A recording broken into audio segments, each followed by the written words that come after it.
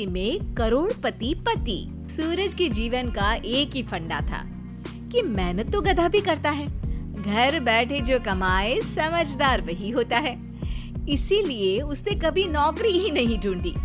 इस बात से हालांकि उसकी पत्नी शिखा बिल्कुल भी अग्री नहीं करती थी, पर फिर भी सूरज को समझाना बेकार था।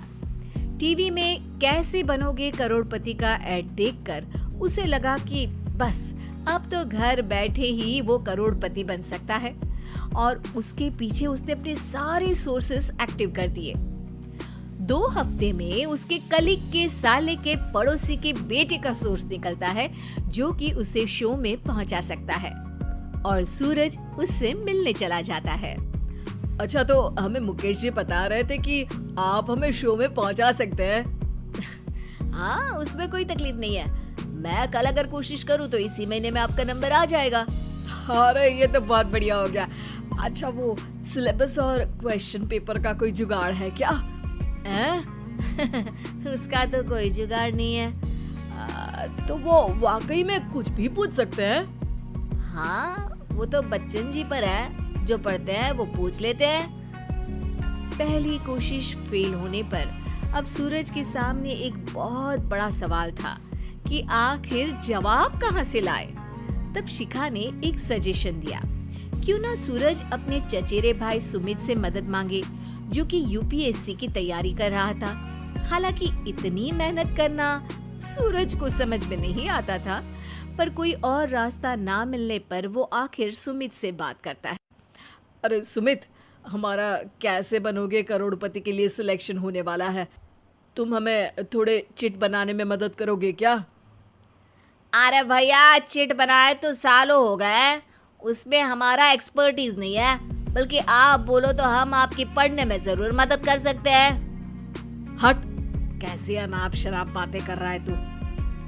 सूरज ने सुमित को मना तो कर दिया था, पर तैयारी करने के सिवाय कोई चारा उसे दिख भी नहीं रहा था।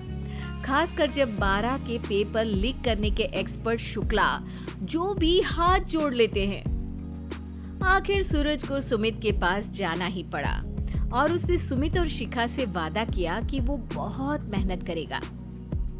1 महीने की तैयारी के बाद फाइनल हुआ कि शो से 1 हफ्ते पहले एक ट्रायल खेला जाएगा, जहां पर सारे रिश्तेदार ऑडियंस की जगह पर होंगे और शिखा सवाल पूछेगी। दूर दराज से भी रिश्तेदार आकर हाजिर हो गए देखने कि आखिर कैसे बनेगा सुमित करोड़पति।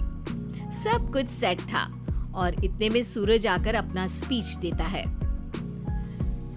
ये 1 महीना मेरे लिए आसान नहीं था, पर अपने भाई सुमित और अपनी पत्नी शिखा की मदद से मैं इतनी दूर पहुंच पाया हूँ। मेरे मम्मी पापा के आशीर्वाद ने भी बहुत साथ दिया है मेरा। मैं उम्मीद करता हूँ कि आज के शो में आप लोगों को बहुत मजा आएगा।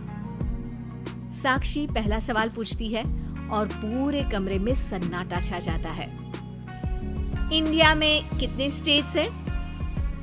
3, सॉलिड, लिक्विड और गैस। अरे रुकिए, तो ऑप्शंस तो देने दीजिए। इतने में 5वीं कक्षा का चिंटू बोल उठता है। अरे क्या मामा, आप तो पहले सवाल पर ही आउट हो गए। अरे बेटा, पहला सवाल तो ट्रायल होता है ना। अरे तुम अब देखना। देखने जैसी बात तो थी ही। सूरज को इतना शांत किसी ने नहीं देखा था। कभी कभी तो लगता था मानो सूरज आंख खोलकर ही सो गया हो। मामा जल्दी करो प्लीज, कल सुबह पनवेल भी तो निकलना है। अरे हट, कंसंट्रेट करने दे मुझे। 3 सवाल में 3 लाइफलाइन खत्म हो चुकी थी, और अब चौथे सवाल पर भी सूरज का मौन नहीं टूटा। पर सूरज अभी भी हार मानने को तैयार नहीं था। उधर हर कोई सूरज को छोड़ सुमित को देख रहे थे। आखिर सुमित ने ही तो पढ़ाया था सूरज को। गजब बेइज्जती है यार। अरे बेटा, तो बाप का, दादा का, भाई का, सबका नाम बुड़वाएगा। अरे 3 लाइफलाइन ले ली तो भी तेरा कुछ नहीं होना है। अरे कोई इतनी बात करता है क्या शो पर? अरे बेटा, शो पर तेरे जैसे भी तो नहीं आते ना। सूरज की ये जंग आखिर 1 घंटे बाद 5वें सवाल पर खत्म हो गई, जब उसने इंडिया के नेशनल बर्ड का नाम कहा, कौवा। अरे बेटा, मजा तो बहुत आया, बस थोड़ा टाइम पर खत्म होता तो आनंद भी आ जाता। ताने बारिश के बूंदों की तरह बरस रहे थे और सूरज को भी समझ आ रहा था कि ये करोड़पति बनना शायद उसके बस के बाहर की बात है। पर वो आखिर ये बात मान कैसे लेता? वो सख्त लौंडा जो ठहरा, उसने सोचा कि बेइज्जती तो हो ही चुकी है, पर अगर मैं हार नहीं मानूं तो शायद कुछ हो सकता है। शिखा, तुम देखना, असली शो में आग लगा दूंगा, आग, करोड़पति बनूंगा मैं। हाँ, सब्जियां खत्म हो गई है घर पे, ले आओ। पहले पति बन जाओ, फिर करोड़पति बनना। अरे गजब बेइज्जती है यार। बेटा, अभी तो घर पर ही हुई है, 1 हफ्ते में तो तुम देश के सामने करवा कर आओगे।